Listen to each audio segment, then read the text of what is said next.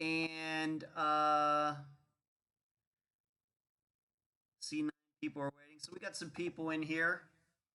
And don't mind the audio or the video if it gets a little choppy. I think that's just the way it's going to be from whatever reason. Never happened at my old place, but is happening here. I'll just keep talking. Don't worry. But I'm doing good. Went to the doctor yesterday and got a clean bill of health. I do have a couple of little moles on the left side, like below my arm, that are going to get cut off in a couple weeks. Skin cancer does run in my family, but I don't think we're talking about that. It's just that the doctor brought it up, and I'm one of these people. You know what? Let's just get it done. Let's just do it. I don't like to delay things like that. Even I remember going back to like 2006 when I got a couple wisdom teeth out. I was like, "Great, can you do it today?" So, but everything looked good. And then who we got in here? Carrie, Jasmine, Corey, Aloha from Hawaii. Corey, I've been to Hawaii once. The year was 1995. I believe it was in April of 95. It was a good time. No, you haven't missed anything, Brie. You're actually early. So you were watching Big Brother. Well, okay, Brie. Um, no, you haven't missed anything. But yeah, I went to the doctor yesterday, and then I will see him again in a couple weeks, and he'll do whatever he's going to do over there. And he says it should take no more than 5 minutes, and that'll be that. Laura and Carol, Aztec Girl. Interesting. Nice name. So I had that, and then today I saw my personal trainer. I'm only seeing him once every 3 weeks now because I have a gym in the building where I live. So he's given me a workouts to do while I live here. And so I'm going to be seeing him once every 3 or 4 weeks just to check up, make sure everything's going good. And I had a fantastic workout with him. He really pushed me, and I reached some new goals today as far as the amount of weight I was bench pressing and deadlifting. So it was a good day over there. In fact, I know I have a couple videos that I will be posting later. I should visit again, Corey. I would love to go back to Hawaii sometime. I would love that. Oakley, what's going on? Kristen,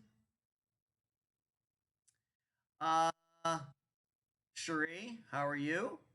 Miranda, everybody's in here tonight. Great, good to see you all. I know probably many of you don't have to work tomorrow. I will be working tomorrow. I'll be working on Friday's episode tomorrow, although I do believe that I'll have time later in the day to get together with my brother and his wife and some other people.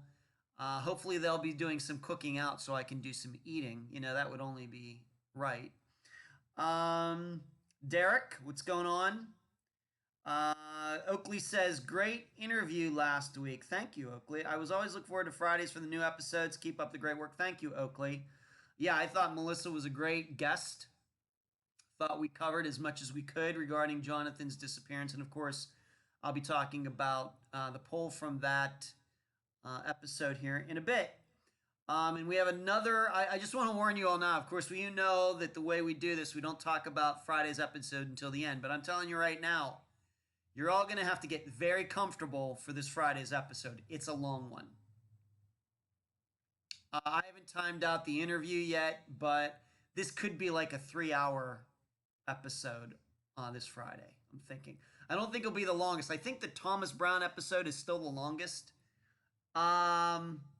This is probably going to move into second place. Michelle, what's going on? So yeah, yesterday was the doctor, and that's just an annual checkup. I was there a year ago for an annual checkup, and he always says, he just tells me the same thing. I'm doing pretty good. I get my blood taken, and of course we go over the results, and my cholesterol, everything is right where it should be. Although I do take cholesterol medicine, and so we went to the gym today. What else are people saying? Um, Miranda, is that producer you're talking about last name Payne? The one that hosts the Missing Show on Saturday and Sunday mornings? Yes, that's correct, Miranda. Karen, hugs from Toronto. Walked 6 kilometers, 100 degrees, and died. So happy to relax with your program and plus no air conditioning. Well, Karen, you should know that I am going to be going through your beautiful city of Toronto. That's how we say it, Toronto down here. I know in Canada you say Toronto. But I will be going through your beautiful city the beginning of September on my way up to Rice Lake near Peterborough for a fishing trip with my dad, my best friend Doug, and his son Tanner. September 7th, we'll be up there for a week. Don't know what's going to go on with the program during that time, but Karen will be going. We take that bypass, what is it, the QEW, and then the bypass, so you don't have to go through downtown Toronto. And we always have a good, we've been going up there since the 1970s. And so we're going to go up there, do a little fishing. And Doug, way back in the day, used to go with us all the time. But this will be his first time up there in many, many, many years. So it's going to be a good time, the four of us. Sharon, you're comfortable. Good. LaFord, happy birthday. Happy birthday to you. Bree is from Baltimore. Anybody else? Miranda, he does an animal rescue show I was watching, and I thought the name seemed familiar. Yes. That production company does a few different things, Miranda, besides missing. And my impression is that guy hosts all of them. I guess that keeps down on the costs. Oakley, will Kawhi stay in Toronto? I'm going to be honest with you, Oakley. I do not follow the NBA at all. Don't ask me anything about the NBA.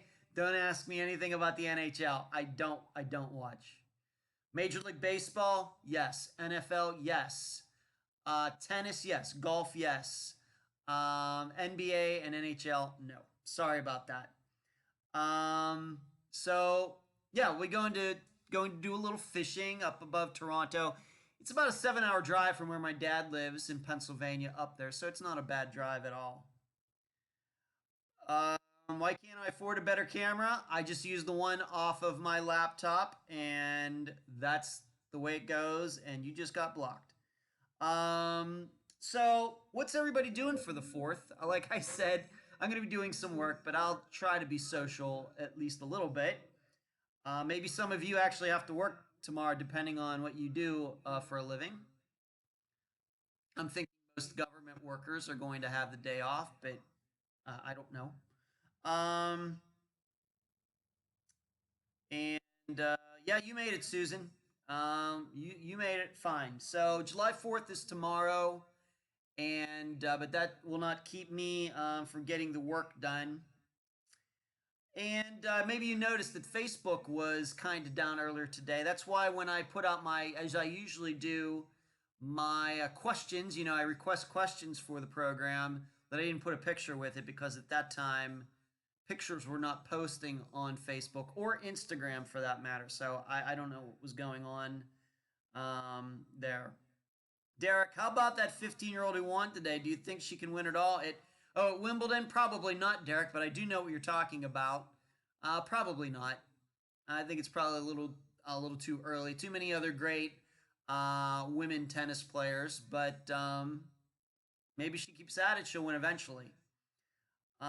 Probably nothing. It's supposed to rain. That is true. I don't know what the weather is in uh, various parts of the United States. I don't even know what it's going to be like here tomorrow, so I couldn't even tell you. Shree says she's going sleuthing, and I know exactly, I think, what she's going to be working on. Of course, we can't talk about that here. Um, Karen says, I guess no meeting people or Unfound workshop while driving through Toronto. Karen, you're trying to guilt me, but I don't think that's going to happen. That's family time. It's friends time. So I'm going to give a pretty solid no on that. However, you never can tell, but no. Um, Miranda, we're bringing our daughter to the carnival for fireworks for the 4th at night, but I'm hearing some now. I live in a lakeside community. They were very nice to watch over the water. Jasmine is hanging with her uncle for his birthday. Okay.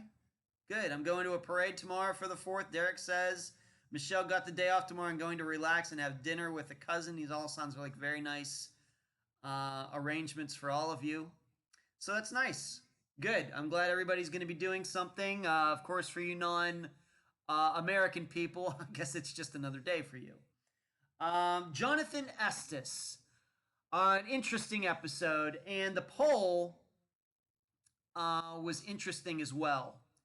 And you know what was interesting about it is that it started off very early on in the polling. Once again, if you don't know what I'm talking about, you can join the Unfound podcast discussion group to take part in the poll that I post every week, trying to get an idea of what listeners thought, their theories, choices, their feelings about each episode. It started out that this was something, this was an arrest gone wrong. That's the way the polling, that was the first one that started out. That took the lead very early. But now, by Wednesday, here, July 3rd, a majority of people are now picking that some police officer in that county, presumably one of the ones that was driving up and down Jonathan's road, murdered him. And the second most popular choice now is that somebody who is not a police officer murdered him. So the choice that's got out to the lead very early is now in third place, which it's interesting to me. And maybe that's a sign of maybe people listening to it again and changing their mind. I don't know, but I think that's one of the first polls I've noticed where one choice got out to the very early lead, a big lead, and then other choices passed it up. I'm not sure why that is. Cherie says, I thought Toronto only had one T. That's right, Toronto. That's a good one, Cherie. Karen, so great you enjoy our fishing with your papa and friends. Wave at Kurt Russell and Goldie Hawn when you get to Rice Lake. Karen, I'm not even sure I know what you mean by that. Karen, you're gonna have to fill me in on why I would see Kurt Russell and Goldie Hawn at Rice Lake. I would love to see those two. I love Kurt Russell and Goldie Hawn. I would love to run into them up there, and you have to tell me how we could do that. Please do. Please tell me that. I had no idea if they have a vacation home or something up there. I have no idea.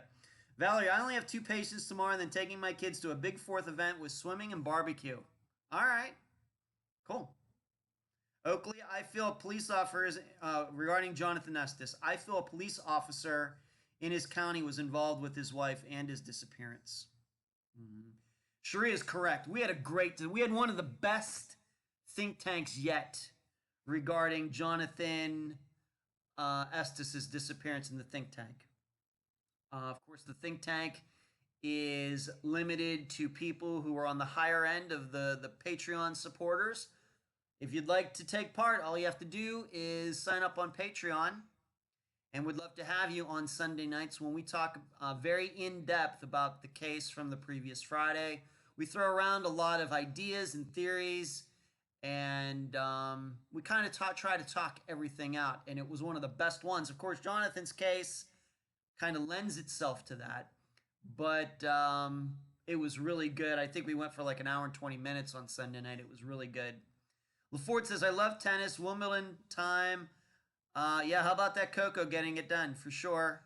Heather says, yes, the think tank was good. Derek says, Coco is the real deal. Karen is saying that Goldie Hawn and Kurt Russell have property there. Wow, I'm certainly going to look into that. That would be spectacular if we ran into them up there. Little Bit is going to the lake for the 4th. Kristen, how do you get into the think tank? You have to be a Patreon supporter at the $12 a month level or higher. Miranda, love the think tank. Thank you, Miranda. And I really love seeing you there, and you always come with some really good ideas.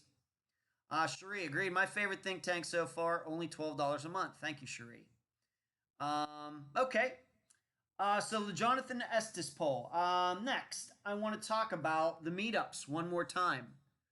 We have a meetup coming up in 11 days. This is being arranged by my assistant Emily, although she's doing it on her own. She and a listener, D, you probably know her from all of the camel pictures she posts on Wednesdays.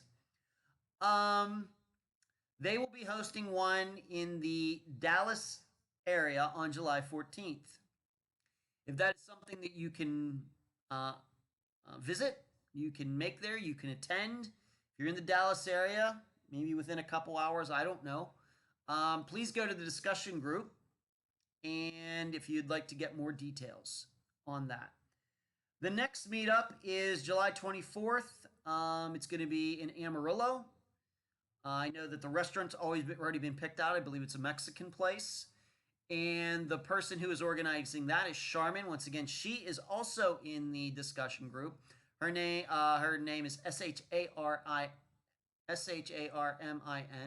If you'd like to go, that'll be the second one hosted by Charmin. She did such a great job last year. So if you can make it to that one, of course, a different part of Texas, please think about it. And then Cherie, are you still thinking about it? Are you talking to anybody about? I know you were bringing up on a meetup for Houston, so maybe you want to type something about that while I'm talking here. Feel free to do that. Cherie is the woman with the blue name with the wrench beside her name. She is coordinating. She's weeding out any trolls and just keeping an eye on things as she usually does. So Cherie will be in August. Okay, the meetup's going to be in August. Okay, Cherie. Well, everybody, I'm sure you will keep everybody posted on that. Carrie's saying she's listening while she's eating. Carrie, Bentley and Becca is here with Kate. Hey, Bentley. I see you, Bentley. Bentley, I see you. I see you watching this. Hello, Bentley. Just wanted to say hi. Sharice is talking about $12 a month is the price of 2 Starbucks. That's true. Cherie says it's Booth. You could do online, or there's also an application. Cherie is correct again. Lisa is 50 miles from Amarillo. Well, that's less than an hour, Lisa. I'm sure they'd love to have you there on July 24th, which is 3 weeks away. Actually, 3 weeks today. Karen, my favorite interview, Ed, is Janice and you about her twins. Any updates? Karen, I'm gonna guess you mean Joyce with her twins. Joyce, who is in here tonight, by the way, Karen. I think that's what you mean. Sherry needs come to Amarillo. I'm not gonna read all these. What about a meetup in New England, Miranda? If you can arrange one, I'll more than happily publicize it for you. We'll get people to it. And everybody should know if you're watching this afterwards. I have virtually nothing to do with these meetups. It's not that I don't want to have anything to do with them, but these are listeners who are doing these things on their own, and so it's very grassroots. This isn't any, there's no company behind this. I'm not behind this. Is people doing this of their free will to get together, and it's really special.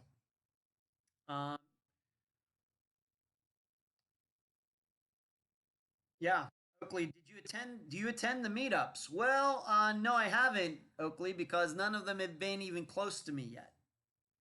So I would love to arrange a Florida one. It's just, as with everything else in my life, there's only so many hours in a day to do everything I have to do.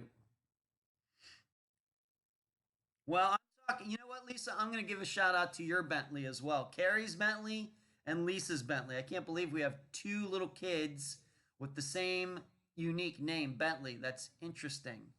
Oh, he thought. Well, no, tell him to come back. There's no reason to hide. As you also saw, so those are the meetups, and book 6 is out. Finally finished it this past weekend. It's both out in both ebook and print form now. And the people who you should know, the people who get the books for free are, of course, the guests for the cases they're in the book. Patreon members at the $20 a month level and above, and transcribers who work on those books. All right. So there's a lot of free books that go out to people, and I think that's only appropriate between people who contribute to the show monetarily, to the transcribers for their hard work, and of course to the guests, because without them, none of this would be possible. So when I get those in, all of those books will be signed by me, and then I will ship them back out. And I don't know when my order should be here fairly soon. But if you're not into print editions and you have a Kindle or something, you can go to Amazon right now and download book number 6 for $2.99. You should know I am going to shortly, hopefully, put them into box sets. So if you just want to buy all of the print editions at one time for season 1, you can buy them and there will be a discount. All right. Same way with the ebooks. You can buy all 6 at one time. And once again, of course, they're only $2.90 a piece, but there will be a small discount if you buy all of them at one time as well. Yes, Joyce, Karen, yes. Joyce, one of my favorite guests, and everybody knows that.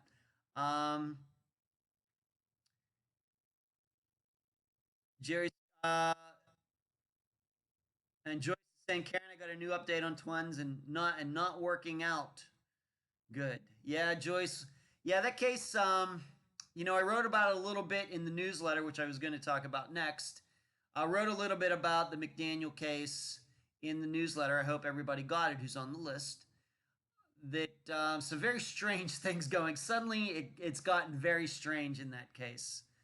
And a lot of information coming out that Joyce had never heard in the last 40 years, which is really hard to believe. Miranda says, awesome. Can I make a post in the group to see how many people would be interested in meetup before planning it? Miranda, absolutely. Absolutely, 100%. You want to post something about an interest in a meetup in the group? Just go right ahead and do it. Kristen says, yeah, Cherie will work with you, Kristen, if you'd like to contribute to the show. No problem on that. So there you go. The newsletter. Yes, if you are on the email list, I think we have easily over 800, getting close to 900 people on the email list for the newsletter. You should have received it on Monday, which was July 1st. And you can expect to get them from now on at the beginning of the month. You'll realize for a while now they've come out in the middle of the month. Well, I took half a month off, and they'll now be coming out at the beginning of every month. So the next one will come out on August 1st. It was a really good newsletter.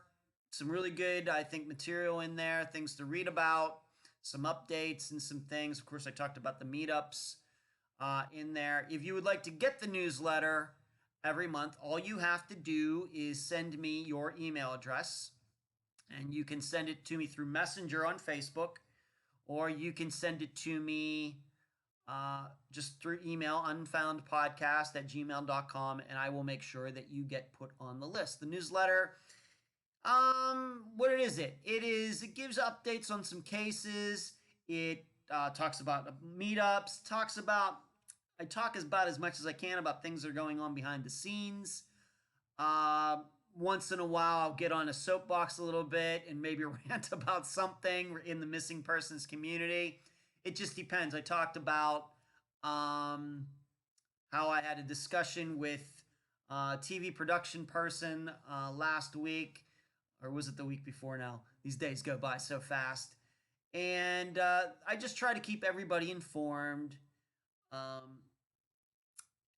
of what's going on and what has transpired over the previous month regarding Unfound. And probably the other big thing with the newsletter, I give kind of a forecast of cases that we'll be covering somewhere down the road on there as well. So if you'd like to get one of those, it's just a simple email. You can contact me privately. Do not post your email address in the discussion here. Kristen, yes, good Lord, there is a newsletter. I don't have any social media. Just email me, unfoundpodcast@gmail.com, Kristen, and I'll get you on the list. No problem. You should have gotten it, Derek. I know you're on the list. Um, Karen, please explain books to me. I'm wanting to purchase, but ignorant how they work to get. All of Unfound's books, Karen, can be found on Amazon. So if you do a search for like Unfound and Denzel, you will find all of the books there. If you'd like to get printed copies, you can order right off of Amazon. However, if you'd like to get a copy with my signature in it, maybe with a message to me, then that's something we can work out privately, although the cost is basically the same. But I would need, of course, your address and all that stuff, and then would have to arrange payment somehow. However, if you have an ebook, a Kindle, something like that, then it's the same thing. The way you'd order any books on there through your Kindle, and it will download to your Kindle automatically. The books are printed and made by Amazon. I design all this stuff for the books, but they put them together. So it's actually pretty simple, Karen, if you're used to ordering books off of Amazon. Um, I kept checking my inbox and I don't think I got it. You might want to check your spam folder, Derek, depending on how you have your settings set up. Sometimes that's a problem. Um, Joyce is revealing what she's going to be on her next birthday, and I'm not going to say that, Joyce. Um, yeah, maybe see what's up with Derek. Okay, so books number 6, and that completes um, season number 1. Finally, of course, the season 1 goes from Suzanne Lyle to Jennifer Wilkerson. So season 2, which I already have the transcriptions done, is from Kent Jacobs, and I really don't know what the last case is at the end of July of 2018. But that season, of course, will have many cases. 50 cases or something like that. So I'll be starting on season 2 very soon. So we'll have season 1 as a box set, and then we will start season 2, which will have the same amount of books in it, 6 books to complete a season. And that will take us from the beginning of August of 2017 to the end of July 2018. I have a lot of work to do. Miranda says, I really enjoyed the books, especially the 5th edition. I'd like to hear why the 5th edition was was especially good and interesting to you, Miranda. So I'd like to hear that. Karen, I really enjoyed your interview with Jack Hemby. Please forgive me if I got their name wrong. No problem. Regarding Jack Hemby, I never got conclusion as Podomatic kept hiccuping. Well, I don't like to hear that, Karen. But maybe you might want to try that again to finish that. Yeah, I thought that his daughter did a great job. I thought that, yeah, that's another, of course, perplexing case. So we got the books going on, the newsletter. Let's take a question. I didn't have too many questions, so if you'd like to ask me a question about something tonight before we're done, let me know. I only have top two questions to take, and I'm going to do the first one right now.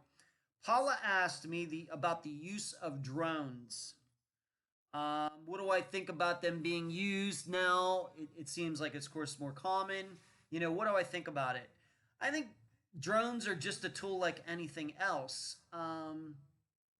They have a lot of positives, but my perception is they have a lot of negatives too. Will it increase the chances of finding somebody who's missing or the remains of somebody? Yes. I'm not thinking by that big of a percentage, though. With drones, you still have to rely on a human's eyeballs on a screen somewhere to notice something. Drones aren't going to help if you're going into forests or places with tall trees. You don't want one of these things, running into a limb and crashing and destroying itself. So, but in other terrain, like in a desert setting or something, I think that they'll be very useful. But if you're talking about your average American forest or woods or something like that or park, I don't know how much they're going to be able to help. I just don't know. Uh, but I like. Do I like that they're using them? Sure, but I'm not expecting the percentage of people being found to go up that drastically by using them. I think that in the end, most people are found. Unfortunately, I mean, if we're talking about people we believe who were, murdered and buried somewhere or left somewhere, then I think it's going to come down. Unfortunately, one of the main reasons that these remains will be found is luck. That's one. I mean, we have to admit, a lot of times, missing people, murdered people, are found by luck. Just we look at the McStay family. That was luck. That was luck. If those motorcyclists aren't out there, that case is still unsolved. That business partner is still walking around a free man. That was luck. And then the other way that these people are going to be found is just by good detective work. And to me, that has nothing to do with dogs or drones or helicopters or anything else. It's just talking to the right people, really looking at is gathering as much evidence you can and taking these cases seriously and not giving up on them. That's what's eventually going to solve most of them. And I love technology, but drones are no different than lie detector tests. It's just a tool. Um, Oakley just emailed to get on the list. Okay, I'm surprised, Oakley, you aren't on the list. I'm surprised by that. Okay, I think a drone can miss important evidence. Michelle, just depends. If you're going to try to use a drone to find a missing person in a national forest, then yes, you're going to miss stuff. If you're just going to rely on a drone and nobody wants to go get their feet dirty and climb up mountains and walk through streams, then yes, drones are going to miss. I think drones would have to still be used with all of the other tools that humans already have. Between walking and flashlights and ATVs and jeeps and everything else. Um, Derek says drones can be good and bad. Like you can't fly it in Washington D.C. or say Fort Meade or the NSA headquarters. Yes, there's a lot of places you can't fly drones uh, in the world due to safety concerns, security concerns. You're totally right. Um, so I just hope. What I hope is that a lot of these police departments aren't just getting these drones so the officers can just have fun with them. That does occur to me when I hear like about police departments getting like um, former military armored vehicles and everything else. I realize that there is a time and place for them. Certainly, I mean, if there's a riot or something like that, but it always makes me wonder: are they just getting this stuff so they can feel like they're in the military when they're not? I have to admit that goes through my head. I just hope that the drones, if they're going to get them, are used for constructive purposes. Um, Karen asks me, so that's my answer to Paula regarding the question. And Paula, if you're out there, thank you. Karen asked me, what do you personally feel more is your skill set? Written word in your books or your verbal word? Oh my gosh, Karen. Oh my gosh. Um,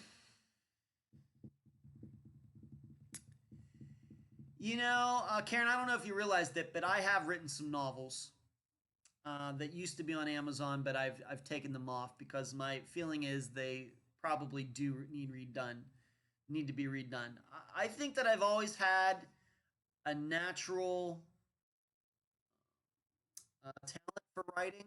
I've always been a great writer. I always got good grades in school, both in high school and college, regarding either writing either short stories or nonfiction stuff. Like I had like a law class or something like that when I was in college. Always got very good grades. But I would say as I've gotten older that my ability to public speak has gotten a lot better simply because for 4.5 years when I lived in Las Vegas, I had to work on that. That was mainly my job. So I think that my speaking skills caught up to my writing skills, and I'm not saying I'm the best at either. My perception though is at one point my writing was a lot better than my speaking, and then my speaking caught up to my writing, and I think they've both continued to get better, especially now that I do this program. I think for the, it's just that's my perception anyway. I would love to get right back to writing novels one day, but as long as I'm doing Unfound, that's not going to happen. And I love doing this program, as you all know. And if I never write another novel the rest of my life, I'll be fine with that. But I would like to. But I'll live if that doesn't happen again. I'll be perfectly fine with it. So it's just that's my perception. I would have to say that probably I think my writing skills are still better. Although I will say that I don't think that within the books that I make for Unfound that I'm just really the only part that I write is my observations in the books, which is a very, very, very small part of each book. So, um, but I do like doing the books because I think it keeps my writing at a certain level that because I know that if you don't write for a while, getting back into it's very difficult and your writing's not very good. But Karen, that's a very insightful question. I thank you for asking it. That's just my perception. I have no idea what other people think about my writing and my speaking. I have no idea. That's just I think they're pretty close. Um, Thank you, Cherie. What can happen if a drone intersects with a plane? Big trouble, Derek. That's what. Big trouble. Never give Nathan Lewis a drone. That's true, Heather. But yes, okay. We're not.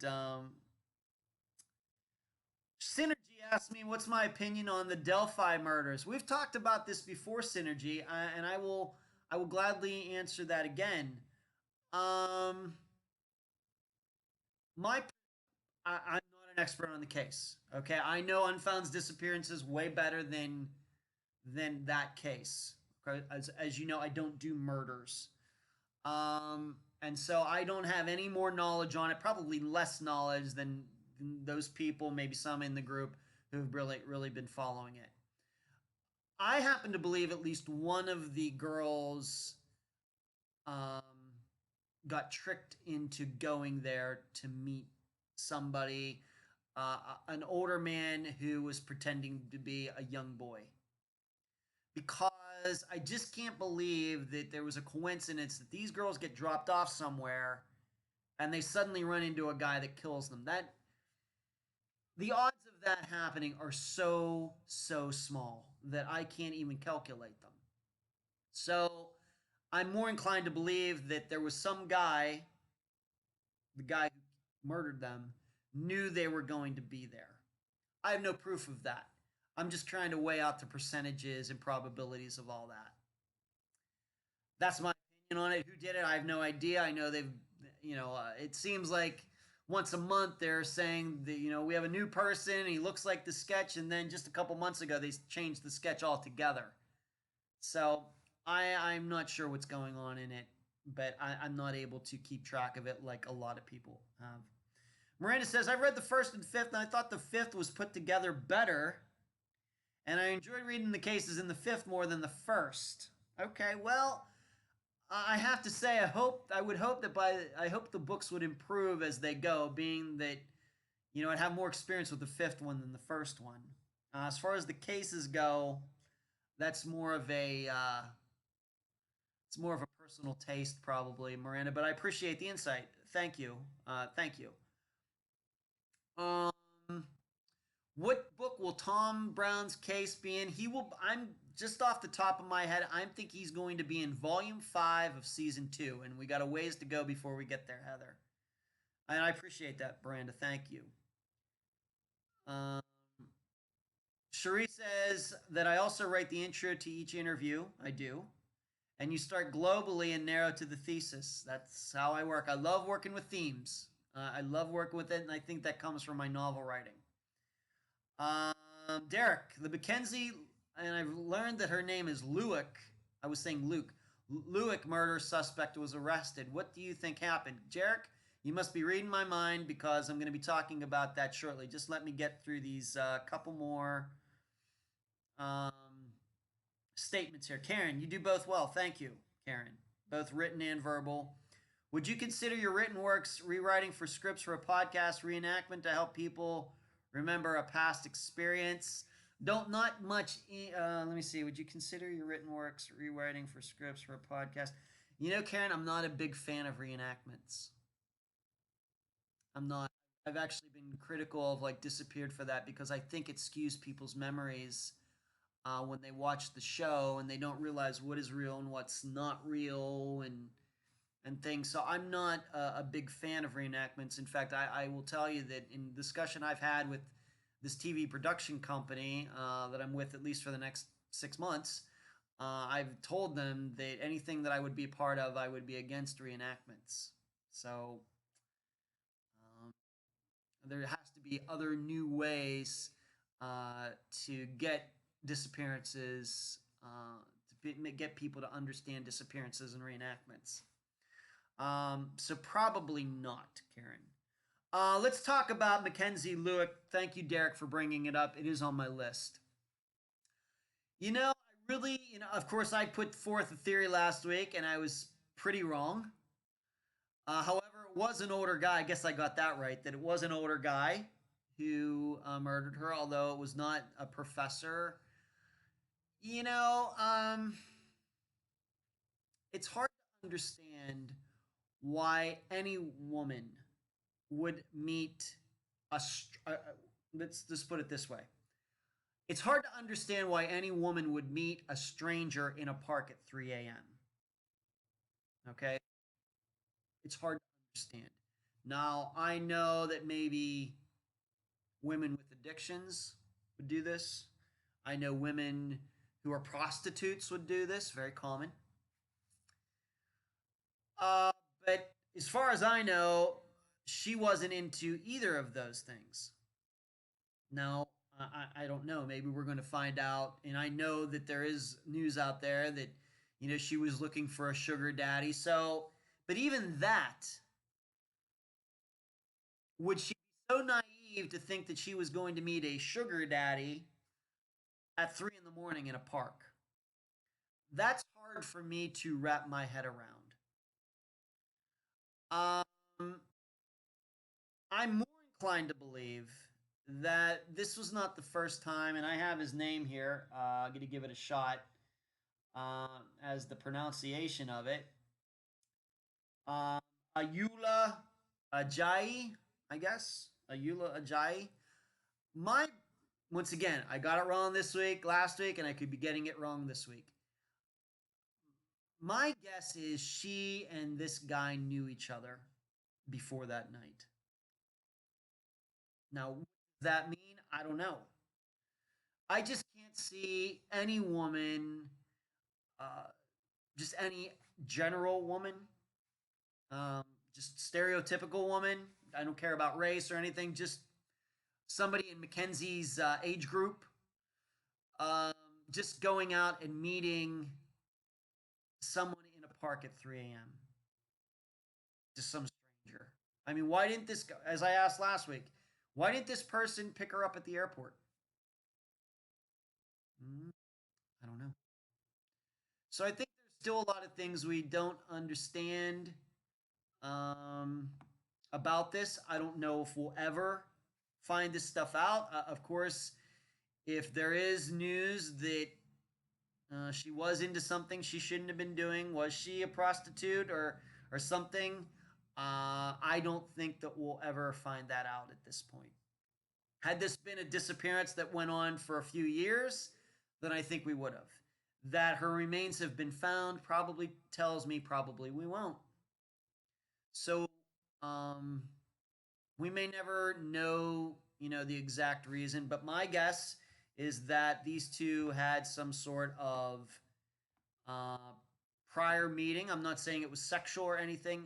I just don't think they were complete strangers when she met him that night. That's that's Derek says why she got killed. Was this a secret boyfriend and friend? I don't think this guy was her boyfriend. I don't. Her boyfriend would have picked her up at the airport. So I don't know. But that's but but the scary part about this is that this guy was advertising his place as an Airbnb.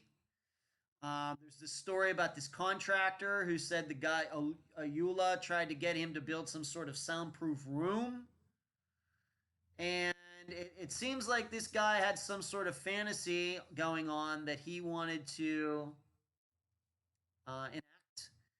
Maybe he was on the verge of becoming a serial killer, or maybe he is. Maybe there are other women out there who are missing, and he can be connected to them, and I'm sure they're going to look into that. But I have it written in my notes is this could these kinds of cases could ultimately be the downfall of a huge business like Airbnb. I mean, it's of course just popped up within the last few years. If you start getting enough of these types of people who they have their place for rent because they want to do this and they want to do that. Maybe they have secret cameras and going to sell the videos on the internet and all that stuff. These are the kinds of things that can bring a big business like Airbnb down very quickly if there are enough stories like this. That's something that does go through in my mind. The neighbors said there were lots of girls going in and out, so I don't know what kind of thing this guy was running. And I know that he was an author at one time. Uh, we just don't have enough. We don't have enough facts right now. But just by what we know, I think that Mackenzie did know this Ayula guy. I'm going to say they met at least once before. Why she would meet him in a park at 3 a.m., I don't know if we're going to know. I don't know. Kristen says she's obsessed with the disappearance of Brandon Lawson. Literally took many trips to Texas. Do you have an opinion on the case? Kristen, as far as Brandon Lawson goes, I do not believe that there were any cops or anything. I think that he was by himself when he made that call. And I think you should know that Emily and myself have made an attempt to try to talk to their family, and it just hasn't happened yet. It just hasn't happened. Um, I think there are a lot of things about that case that we just don't know, and not just including what happened to him. I think that there are other things that were going on that night um, that have to do with his disappearance. I do not believe it was some conspiracy with the cops or anything else. I reject all of that. I don't think that there was somebody in the background with the cell phone call that he made. I think that's people just hearing things. That's all I got for you, Kristen. But um, that's all I really can say at this time. Synergy, I love your content and how you go the extra amount to interview the loved ones from the case. Synergy, that's very kind. Thank you for saying that. Um, you want a Thomas Brown shirt? All you have to do is go to Shopify.com, Valerie, and you can get one there or there. Thank you, Elizabeth. That's very kind for you to say that. That's very kind. Um, yeah, Heather, thank you for pointing that out. The quality of the shirts that Unfound sells and gives to guests, uh, the quality is remarkable. I know that of course, I'm wearing one right now. You can wash these things multiple times, and the color doesn't bleed. Nothing. I mean, it's really good, really good. Now, granted, the price for them like $25, not cheap. I realize that. The reason they're not cheap is because they're printed on both sides. That increased the cost. But the quality of them is very high. Very high. Thank you, Heather, for pointing that out. Something that I sometimes don't mention. Jasmine says, "I'm never leaving my house at 3 a.m. unless it's 3 a.m. unless it's emergency. Emergency. Me too, Jasmine. So I don't know what Mackenzie was doing out there. Um, Miranda says there had to be prior communications first. I think that makes a lot of sense. Let me. Carrie says she thinks Alula has done several things before, just got progressively worse. Very possible. One of Mackenzie's friends said they did know each other and that the friend warned her about him. Well, there you go. Okay. Bree says she's terrified to be out of dark, and she's. I'm not going to give your age, Bree. She's a young person. People are crazy these days, and you can't have fun without worrying about something. Um, Cherie says, I think so too, regarding them knowing each other. She thought she could trust them. Girl, if any man wants to meet you at a park at 3 a.m., did not go. Thank you, Cherie. Totally true. Miranda, I can't imagine bumping into a stranger at a park at 3 a.m. There had to be prior communications. True. Carrie says, I don't think he killed before. He would have covered his tracks way better than he did. That's a very insightful observation, Carrie. Um, Blaze says, my husband is a realtor. He has come across such torture playrooms. Okay. I realize adults are going to be adults and they're going to do things, but just reading that is just not my thing. Cherie regarding Brandon Lawson, Brandon's brothers admitted he was doing meth the night of the disappearance. Yes, and once a person, and we don't care about this stuff on Unfound, but we also know that once somebody starts doing drugs, anything is possible. The people they're going to run into, the things they're going to say, the things they're going to do, it just adds in so many more variables. And that's kind of what I was saying earlier. And thank you, Cherie, for bringing that up. What do I think of the Brian Schaefer case? Man, I'm getting all the big ones tonight. Synergy, I can't really say what I think about that Synergy because I don't want to give out anything. I'm currently in contact with somebody who's working very hard on that, and to say anything I think would be wrong. So I'm just going to stay away from it. Sorry. What's the website again? Shopify, myshopify.com. Miranda, just do a search for Unfound. It's my shopify.unfound-podcast.com is what it is.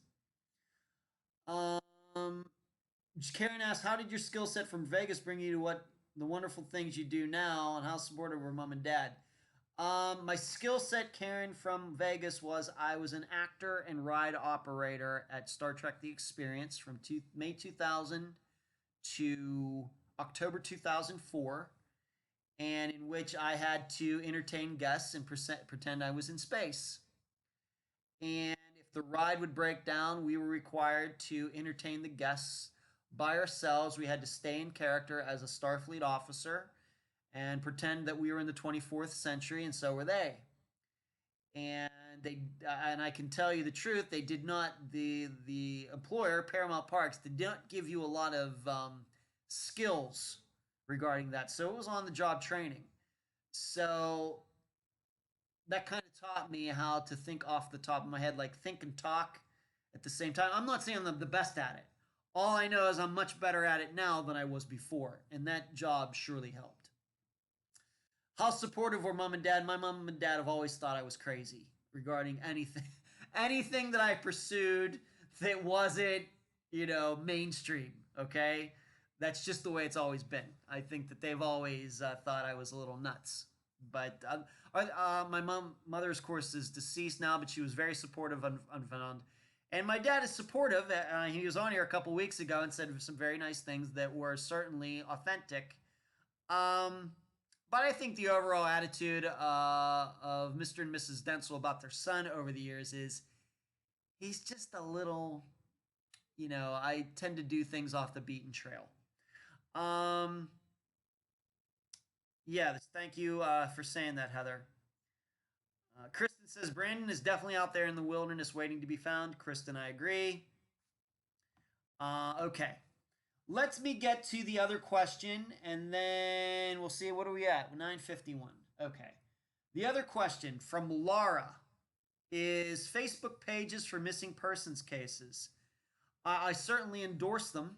I know that there have been people who've been on Unfound that when they were on the program did not have a Facebook page set up yet. And then some of you, the listeners, were very helpful in helping them set them up and getting them started and everything. And this is what we're trying to do. If something just as simple as that can help. So I believe that every case should have a Facebook page. Uh, why some cases don't? Why do I run into people that haven't set them up? Um, I think it's a variety of reasons. Some people aren't that technically savvy. Some people are afraid if they set it up that nobody will like it, nobody will join the group or something. Other people are afraid of trolls. Other people are afraid of what if the suspect in the disappearance gets on there? Can they get in trouble? There's a lot of different reasons why people um, don't set up Facebook pages, don't start an Instagram account, don't get on Twitter and start publicizing their own disappearance. There's lots of reasons. I wouldn't want to just focus on one of them. What I try to do when I talk to them is if I find out they don't have a Facebook page, I said they should, if only for the reason that when people do start searching for the case, if they hear about it, the case will be more visible. All right. If you don't have a page set up on Facebook, then when you do a Google search, hardly anything's going to come up. All right. If just for the what is it the metrics of Google or anything like that. So that's why I've tried to get listeners involved, and they've gotten themselves involved in trying to set these things up. So I certainly support them. However, I do know that there was a Leslie who is going to actually be a future guest of the program who says, the counter to that is once you set up one of these pages, you just raise the profile of the case and you start getting kooks who come out of the woodwork, etc. That is certainly true. Um, Mara Murray is probably the perfect example of that. And that's why if you're going to set up a page and you want one set up and everything, you're going to have to manage it. You're going to have the courage to block people, and you're going to have to keep an eye on it, or trolls will take it over. There's no denying that. And of course, by getting a page, then you start people emailing you all sorts of weird tips and theories and everything. That is part of it. And the people just have to learn that they have to stay away from that stuff and not be sucked in to anybody who's trying to scam them, because setting up a Facebook page, setting up a website is going to cause those people, to find that case and then try to scam these people. That's true, but publicity is, I think, more important than that, and you just have to, stay away from that stuff. Um, so I get that there's a downside to a case being well known, whether it's Mara Murray or Jennifer Kesse or Brandon Lawson or Brian Schaefer. There's certainly a downside. Absolutely. There's a small downside, but there is way more upside. And I'm sure a lot of these people who's have loved ones who are missing and their case isn't as popular and hasn't got all attention, they would love to have some of the downside of those popular cases to have the upside. That's the way you have to look at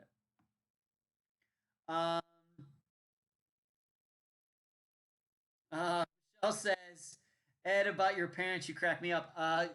Michelle, I'm just being honest. I think that my parents have always thought I was a little touched. When I told them that I was moving to Vegas, they thought I was crazy. When I told them that I was going to start working at a film festival, they thought I was crazy. When I told them I was starting a Star Trek The Experience, they thought I was crazy. When I told them that I was going to become an independent filmmaker and make some movies, they thought I was crazy. I told them that I'm going to start writing books. They thought I was crazy. They aren't mean about it. They're never mean about it, and they're not negative or anything. They never try to say you're supposed to, nothing like that. But it was like a little bit of the rolling of the eyes. And I think when I told them that I was going to start this missing persons program, they kind of reacted the same way. Um, the good thing about this is that obviously it's successful. Obviously, I'm helpful. I love doing what I do. And with um, this particular thing, I was able to show them, see, so, sometimes these things work out. So, but that's true. Um, much respect from the 505 Duke City. Okay, Freddie. Kristen says social media causes her anxiety. Um, okay, so talk about Brandon Lawson. Um, Cherie says for sure I get crazies all the time with the Fravel Amanda Fravel page. Yeah, sure. And maybe Cherie is citing a perfect example when Amanda Fravel's sister Melissa was on Unfound a year ago. There was no Facebook page. Now there is. Cherie is one of the administrators of it, so as she is saying, she gets some crazies once in a while, but that's better than nobody knowing about the disappearance. Uh, Man, Kristen, you really are into the Brandon Lawson case. I literally think I'm here to solve this case. Looked into buying a house in Bronte so I could be close. Wow. Kristen says I've actually questioned Unfound. Well, that's me. Why you don't do Mara Murray? Kristen, really, the reason I don't do Mara Murray is because to give attention to her and all the attention that case has gotten takes away from somebody who hasn't gotten any attention at all. That's the simple answer. Um, uh, Sharice says, I've added 2 new members. Carrie, you're doing an amazing job. The group feels safe to me. Yeah, if everybody doesn't know, Carrie, who is in here tonight, is the administrator for the Unfound podcast discussion group. Karen says, I find you very sensitive, investigative, not afraid to ask the difficult questions in your interviews with family members and solution oriented. How have you handled less than giving people? Well, people who aren't truthful don't get on the program.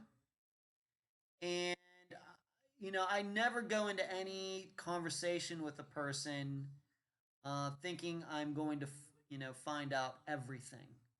Okay. But in the position, in fact, I think I can be honest with this, is that many times I have to tell the guest, you just have to understand something.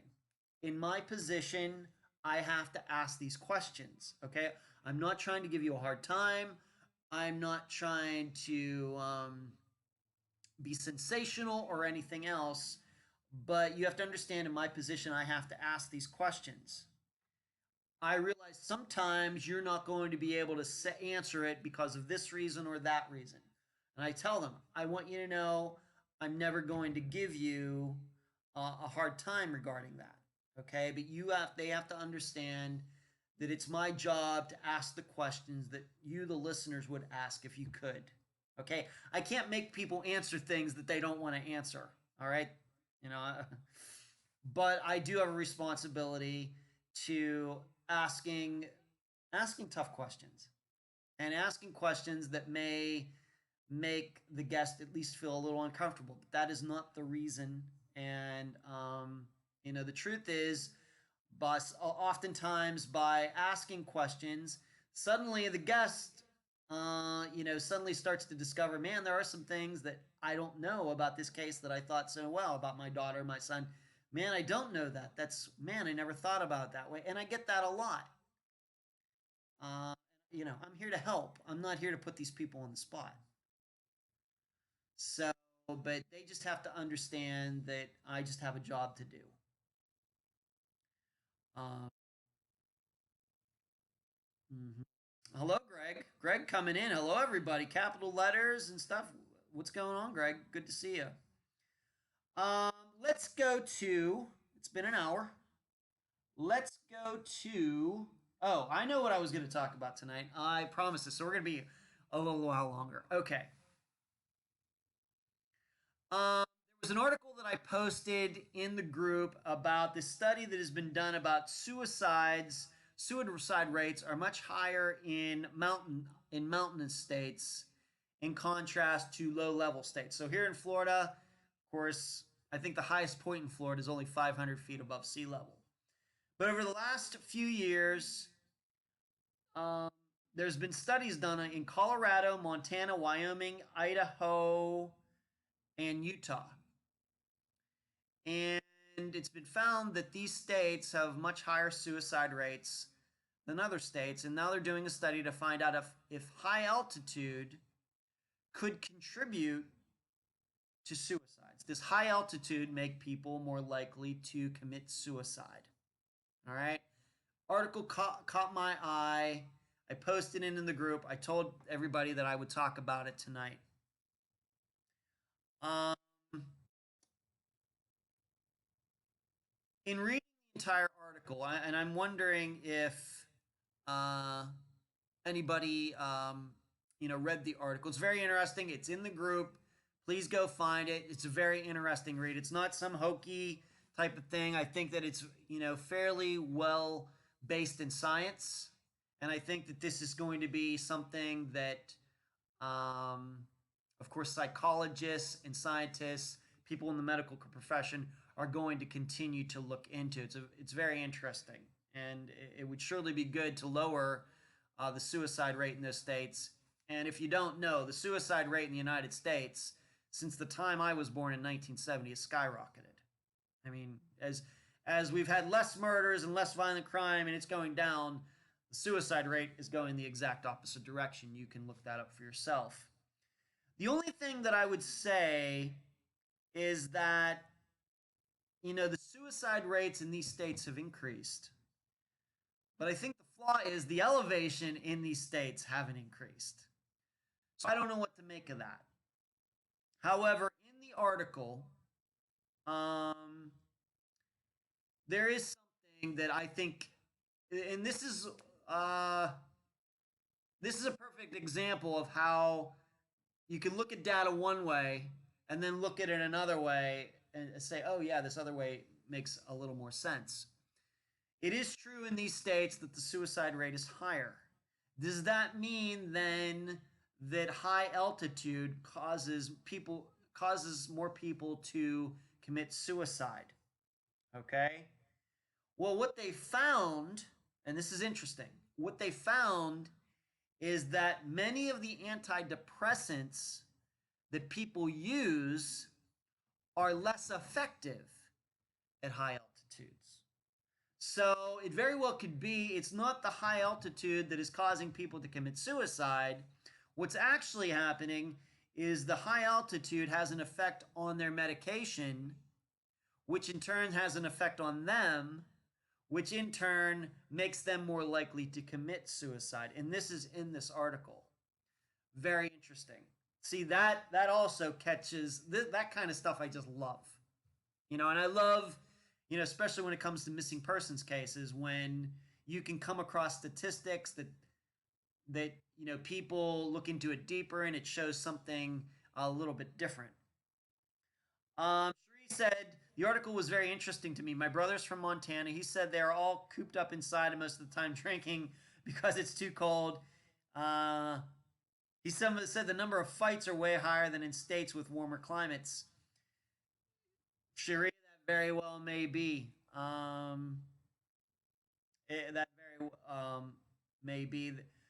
Blaze says there's also longer, colder winters there. That's certainly true. But I think that in their studies that they've done, they've kind of figured that into the calculations. Because they run a study and a blind study to see how they compare. And this is once again very early on. This is only a couple years, and it's going to take, of course, as you know, the scientific method. It could take many, many, many, many years before they really come to a conclusion. But they're going in a couple particular directions, and one of them does deal with the antidepressants and how effective they really are at altitude. Now, the other thing that would be interesting to look into is what is the suicide rates? What are the suicide rates? What is the suicide rate of commercial pilots? We have to remember when you get in a plane and it gets pressurized, if you don't know this, maybe this is going to be a surprise to you. The plane is not pressurized to sea level. All right, so when you're sitting in a plane and you get on in Florida, which is basically sea level, and you take off, the air inside the plane does not stay at sea level. The truth is that in commercial planes, at least in the United States, the altitude within the plane, you may be flying at 35,000 feet. The altitude, the air inside the cabin is actually at 8,000 feet. It would be as if you were on a mountain that was 8,000 feet above sea level.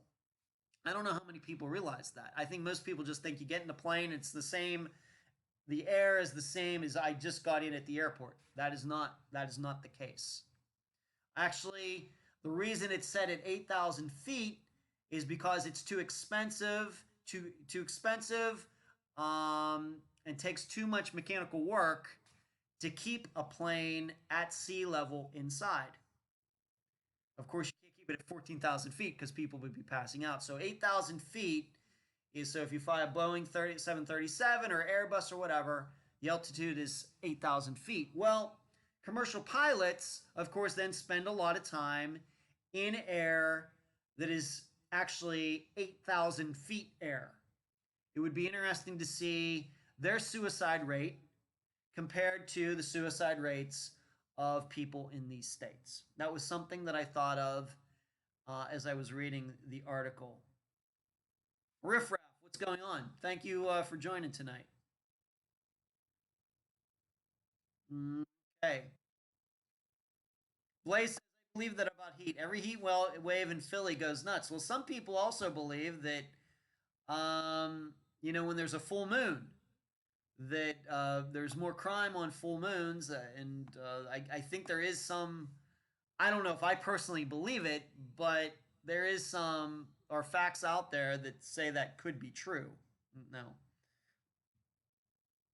How do I post a pic to prove I'm an advocate for Brandon Lawson? Kristen, you don't have to do that. I'm not doubting you at all. You want to bring it up in the discussion group? I don't know. You don't have to prove that to me. Blaze, study shows pressure in airplane study shows pressure in airplanes disrupt fertility in stewardesses or flight attendants. They do not have normal menstrual cycles while flying. That's interesting, Blaze. Thank you for adding that. I now that I think about it, maybe that's not so odd. So Carrie says, "Oh, full moons do make people crazy." Okay, Carrie. But that is an article that was posted. I told people that I would talk about it. It's good. I think it's going to be a long time before they can come to some conclusion regarding this. Of course, suicide can be connected to so many different things in a person's life, even things that aren't connected to what they're actually doing in their life. We know back to like 1929 when the stock market crashed, a lot of people jumping out of windows. Well, that has nothing to do with their necessarily their mental state or anything. It was because they just lost all their money. So we have to remember that sometimes suicides, just because a person lives in a particular area, they could be reacting to things that are going on somewhere else. And, even like soldiers who come back, they have PTSD.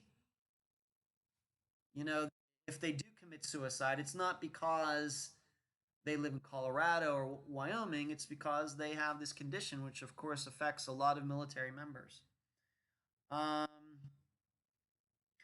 Valerie says, I heard Seattle, Washington had a high suicide rate as it rains all the time. Not sure if that's true.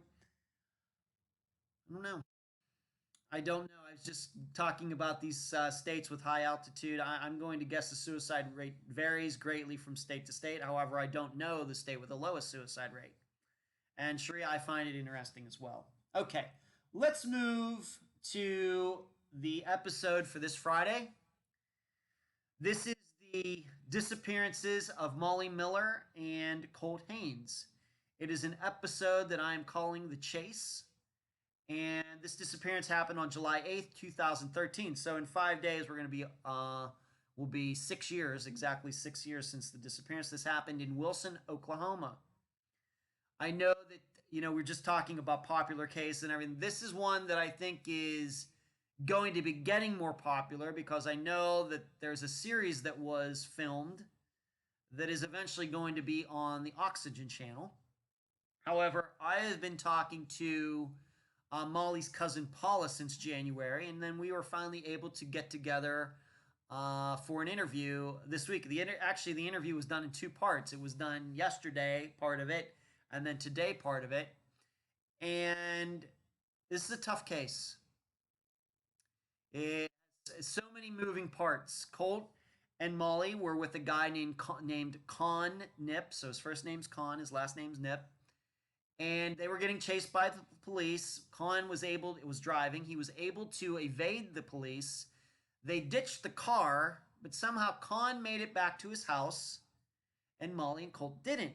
Now, you would automatically think, well, that's the end of the story, and something must have happened. Well, the thing is that Con got back to his house, but Molly and Colt were still calling people. They were lost. It was night. They didn't know where they were. And they were calling friends to come get them, but they couldn't describe where they were. And these calls went on for 9 hours. And still nobody could find them.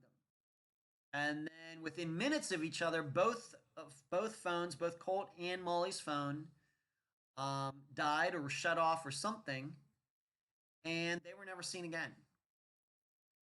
And of course, I'm not going to give a lot away, but we really get into the deep details of this case as we usually do. But it's especially in depth in this case because I think that you really do have to understand the finer points of this disappearance to try to figure out what went on. Of course, you will find if you go to Web Sleuths, other places, all sorts of rumors, all sorts of shady characters on the periphery of this. You have a sheriff who eventually had to leave his post because he was allowing his son to sell meth out of his patrol car. So we had to talk about all of it. So that's why it's a very long interview. It's going to be a very long episode, but I can assure you it's going to be in depth, and dare I say it's probably going to be more in depth than the show will be on Oxygen. Anybody who's been listening to Unfound probably isn't going to be surprised by that because usually our episodes, in comparison to like the disappeared episode, we usually go way more in depth than TV ever can. So that is going to be the case for this Friday. The disappearances of Molly Miller and Colt Haynes from Wilson, Oklahoma, July 8th, 2013. An episode I'm calling The Chase.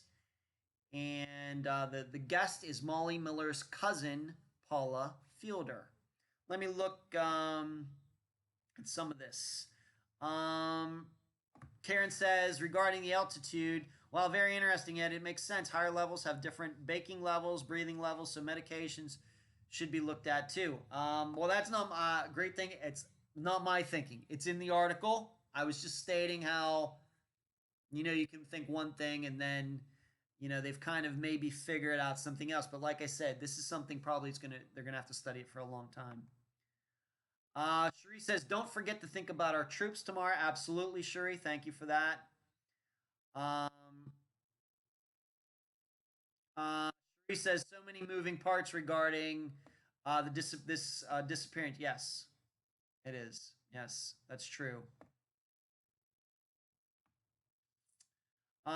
Please share this week's episode with someone.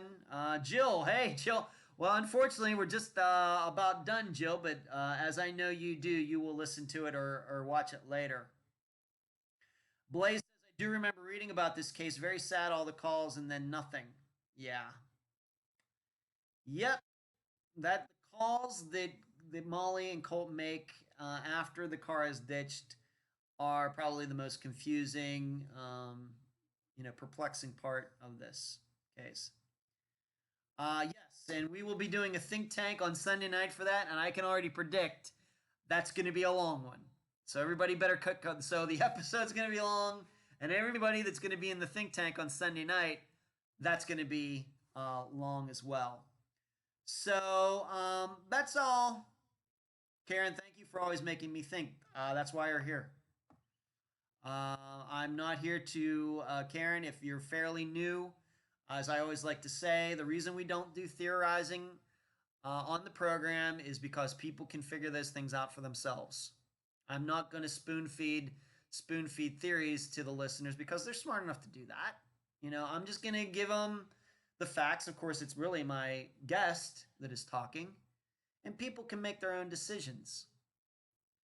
Nothing is more frustrating to me as a podcast host where other programs, all they do is theorize, theorize, theorize. Anybody can do that. Anybody can theorize. But it takes a real investigator, reporter. I'm not trying to pat myself on the back, but it takes a real person doing work to actually find new information to be brought to the public, whereas anybody can just theorize from their couch at home. So that's about it. I'm going to go. Thank you all. Covered a lot of territory tonight. July 4th, Facebook kind of down today. Jonathan Estes poll, the meetups, the book number 6, the newsletter, Mackenzie Lewick, suicide rates, and I took some questions. And Molly Miller, Colt Haynes, that's the disappearance for this Friday. Good night, everyone. Everybody have a safe 4th. Don't get crazy with those fireworks and things. Have some hot dogs, have some hamburgers, some watermelon, some beer if you're into that. I'm a non-drinker, but you know what I mean. And have a very safe 4th, and you will hear me Friday. Good night.